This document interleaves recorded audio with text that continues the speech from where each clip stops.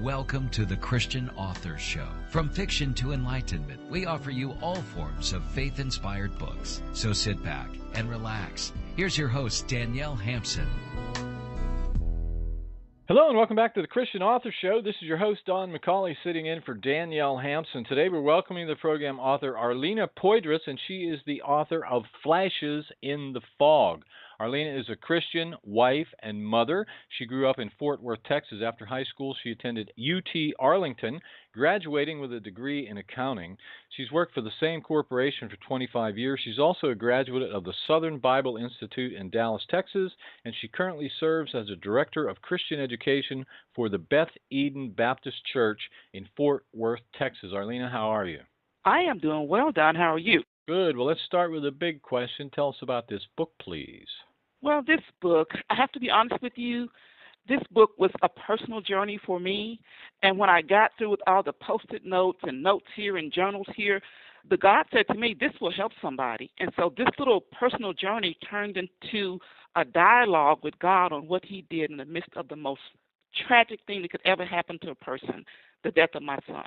And so as I went through that tragedy, I said, okay, I don't want anyone to feel this. I don't want someone to be sad. How can I help them? And all these notes came together into this small book that's power-packed with things that will help a reader get through the worst days of their life and come out on the other side alive and halfway sane. Who did you write your book for specifically? I didn't have a target audience in place. I was trying to stay alive, and journaling did that for me. And at the end of that journaling, I thought about other people. I said, what about the other mothers out there? What about the other dads? Oh, what happened on the news last night? Somebody could be helped by this. They're not going to die. They're going to live. They need to hang on. And so I began to think about others toward the end of the project. And the target audience were people that are hurting.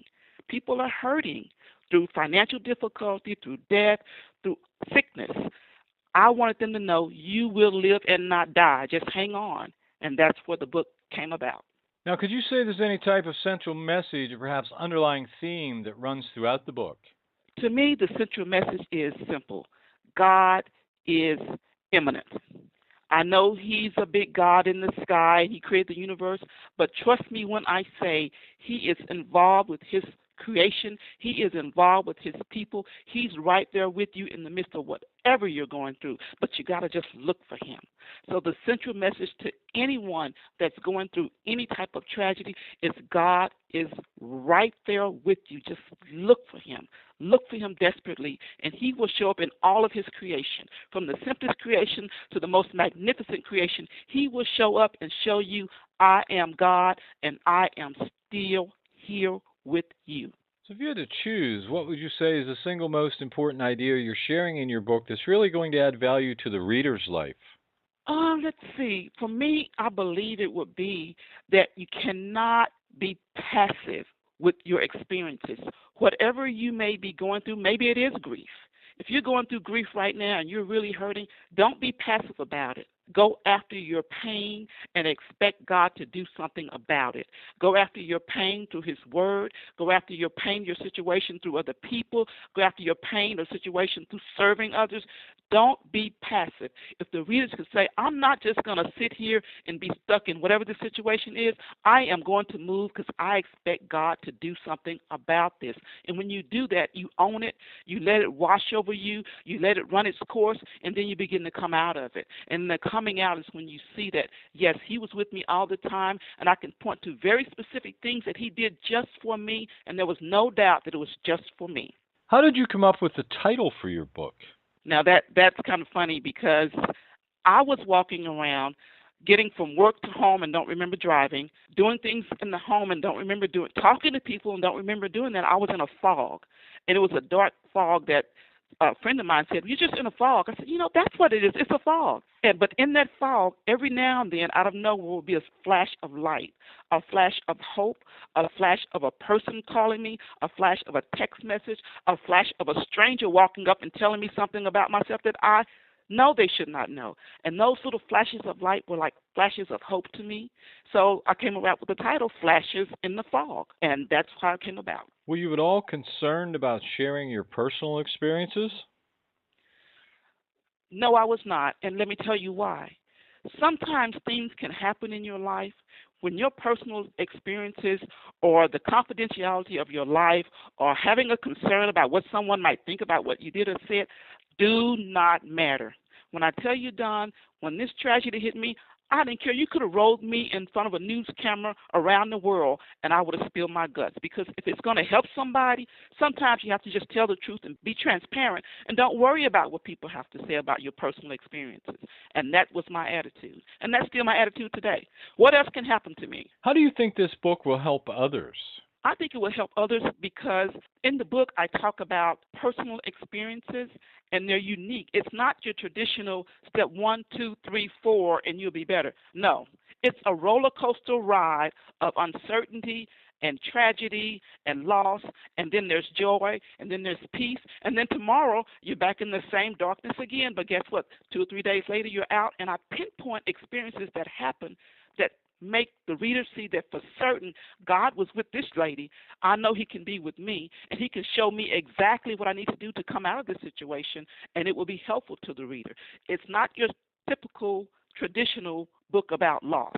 It's about what God did in loss, and it's very specific about what he did. It's not a general statement. The incidents in this book would say, I can't believe God would do that for this person. I'm no different than she is. He would do the same thing for me. But we got to look for him to do it and expect him to do it, and he will. How did you determine which flashes to include in your book?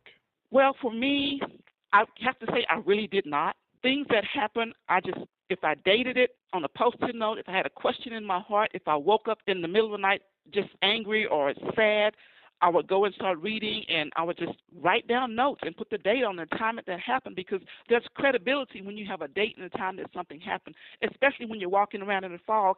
I didn't have enough strength or energy, or my brain wasn't working well enough to do anything on my own. God did these things for me, and as I went through, the flashes just lined up. It lined up exactly with what was going on with me that day. So it naturally fit together. And it's unbelievable to me how they were chosen. I think God did it. Those are the ones he wanted me to share. Those are the ones I shared. What's your favorite flash in the book, and why? I'll have to say the favorite one is with Christopher Bryce, who's the autistic young man at my church. And I'd had a really, really turbulent week. I'd taken off vacation and gotten rid of some of my son's clothes, and I was moping. And as I did that, it made me sad, and it made me heavy, and it made me just miserable all week long. And it was just me. My husband went to work, and I was home alone. But when I got to church on Sunday, my daughter and I were standing on the sidewalk, and nobody knew how I was feeling because I dressed myself up and I looked like I'm doing fine, and there are expectations of me as a leader. And I was on the sidewalk, and here comes Chris Bryce, and he's like, Sister Poydras, Sister Poydras. I'm like, oh, well, hi, Chris, and we kind of hug like we usually do. He said, well, I've been thinking about AJ a lot this week. I said, you have, Chris? And I was choking back tears because I had been cleaning out his clothes and doing all those things. He said, well, yeah, I've been thinking about him, but, that's all right. He's in heaven. And he abruptly walked away. And it was like, oh, my goodness. How did Chris know that this has been the toughest week of my life unless God told him so? And he's autistic. And he just matter-of-factly said, oh, that's okay, he's in heaven. And he abruptly walked away. And my daughter and I were just standing there staring in the sky, and then we immediately just started laughing and said, amen, Chris. That's one of my favorite flashes in the book. God used someone that lived in another city to tell this person that, I know you've had a tough week, but guess what? Your son's in heaven. And I'm going to use an autistic young man to tell you that. We put people in categories. This man was closer than God than I ever was, because God told him what to tell me because I wasn't hearing him that week. That was my favorite flash in the book. What is storm chasing, and how do you feel that can help someone going through trouble? When we're in trouble, sometimes we don't know what to do. We let trouble just run our lives and run over us and beat us down into the ground. At some point, we have to step up and stand up and say, you know what? There are some things that I know to be true. I'm not going to let trouble chase me. I'm going to chase my trouble. And hopefully in chasing my trouble, I will get some answers. And that's what happened for me. Chase your trouble with kindness. Chase your trouble with God's word. chase your trouble with prayer. Put on some music. Putting on music and dancing around the house, you will feel a lot better. And as you do that, you're flipping the tables on your trouble. You're saying, yeah, I know this has happened in my life and it's awful. I'm in financial ruin. I'm divorced. My son just died. I know that just happened, but I'm not going to sit here and let life pass me by. I'm going to go after my trouble and move into the next phase of my life. And in doing so, what happened for me and what will happen for the reader is that God will show up and say, I'm happy with that. I'm pleased with that. Let me heal your broken heart. Let me show you how people care. Let me send strangers to you that don't know you from anyone else and tell you things about yourself that they should know. We have to chase after our storms and chase after our troubles and our sorrows, our sadness and our problems, and go aggressively after them to get them changed and put them behind us and move forward. Why do you think that do's and don'ts are helpful? I think they're helpful because a lot of times people don't know what to say. And sometimes the things they say can be hurtful, and that's not their intent. For me, and I think the reader will feel the same way, sometimes you'll go around a person if you're going through a tough time or storm or tragedy or anything, and they look at you and they want to say something, and they usually say something that's inappropriate. For example, for me, someone say, oh, it's going to be all right. God won't put more on you than you can bear. I just wanted to scream. I'm like, I don't want to hear that. So the do's and the don'ts kind of coach a person into what to say and what not to say so that you don't make the person that's hurting hurt worse, or you don't make the person that's angry more angry. A lot of times not saying anything is perfect. A warm look, a hug, a knowing nod goes a long way rather than saying something inappropriate. Why is the emphasis on giving back or comforting others so significant? It takes the focus off of yourself.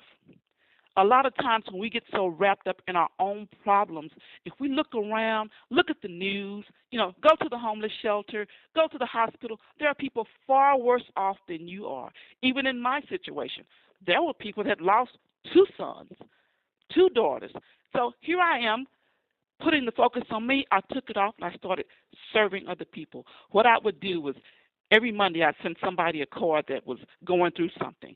I volunteered on Thanksgiving. Instead of doing the traditional Thanksgiving dinner, I wanted to get out of that, so I went and served food in a low-income community. That made me feel good, that made me feel alive. So when we take the focus off of us and we put it on other people, something amazing happens. It comes back to you. People will start pouring into your life. They will start encouraging you. And so that service to others helps us and it helps other people. And it comes full circle, like you're paying it forward, and it comes back around to you. So I believe that's very important in anyone's life to do that. Other than selling your book, of course, is there anything else you hope to accomplish with it? Don, I have to be honest. I never thought about selling the book. I would love to, don't get me wrong. But my initial process and thought process, and even now, I don't want anyone to feel like there's no hope. I don't want them to feel like I'm going to die tomorrow. I'm not going to breathe another second. I just would hear about things happening. Oh, I don't want that lady to be hurt. Oh, I don't want that guy to feel that way. Oh, that's awful. And this book, I want them to just be helped. People will buy some books, and they have, and I'm grateful for that. But I want people to be helped and encouraged because this thing was supposed to take me out of this world. I am not supposed to be alive. I am supposed to be 6 feet under because this tragedy shook me just that way. And I've had many tragedies in my life and many other problems, divorce, financial problems, sickness, all of that. But this was the one that was supposed to take me out. And when I felt that feeling like that, I was like, oh, my God, I don't want another person to feel hopeless like that. I want them to know that God is in the darkness and he's in the fog and he's coming after them, but they have to expect that. So I know people will buy books, and I'm grateful, but that is not my primary focus. In your opinion, who should buy your book? In my opinion, and my experience has been people that are suffering loss.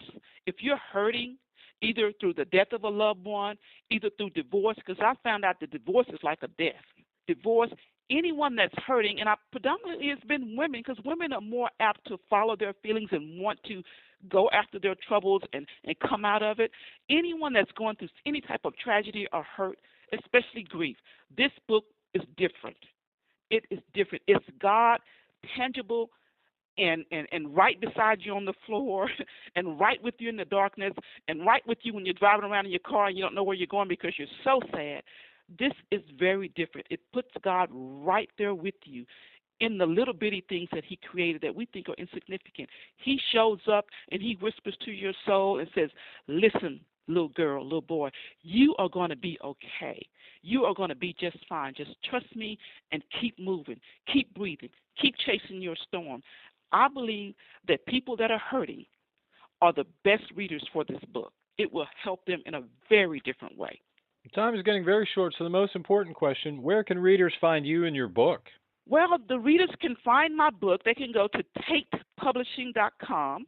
They can also go to amazon.com or barnesandnoble.com. I, Arlena Poydras, I am on Twitter, Facebook, Instagram, and they can also go to a website called theartist.com. My son's name was Artist, and he was an artist. On that website, there are paintings, and you can get my book on that website and something about my story. Could you spell your name for us, please? Arlena, Arlener. Last name is Poydras, Poydras. This has been just great. Our guest today has been Arlena Poydras, and she is the author of Flashes in the Fog. Arlena, thanks very much for being with us today. Thank you. This is Don McCauley wrapping up another edition of the Christian Author Show. Listen to some of your favorite authors every day, 24/7, by visiting theauthorshow.com. Just click on the book title in the player at the top of the page. These interviews are available to book buyers worldwide on demand. If you'd like to be a guest on the show and feel you could benefit by getting in front of your target audience with a high-quality media interview that will make a real impact, visit www.theauthorshow.com, fill out the form, and we may be contacting you shortly. Join us here next time for another great book and another exciting author on the Christian Author Show. Thank you for listening, and tune in next time for another great book on